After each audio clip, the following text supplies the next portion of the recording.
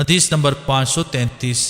حضرت ابو وائل رضی اللہ تعالیٰ عنہ سے مروی ہے کہ حضرت ابو موسیٰ پیشاب کے معاملہ میں بہت احتیاط فرماتے تھے اور شیشی میں پیشاب کرتے۔ آپ فرماتے تھے بنی اسرائیل میں کسی شخص کے جسم کو پیشاب لگ جاتا تو وہ اس کو کینچیوں سے کاٹتا تھا۔ حضرت حذیفہ رضی اللہ تعالیٰ عنہ نے فرمایا میں چاہتا ہوں کہ آپ کے ساتھی اگر یہ سختی نہ کرتے تو اچھا تھا۔ میں ایک دفعہ نبی اکرم صلی اللہ علیہ وسلم کے ہمراہ جا رہا تھا۔ آپ قوم کے کوڑا کرکٹ کے ڈھیر پر تشریف لائے جو ایک دیوار کے پیچھے تھا، تو آپ اس طرح کھڑے ہوئے جس طرح تم میں سے کوئی ایک کھڑا ہوتا ہے۔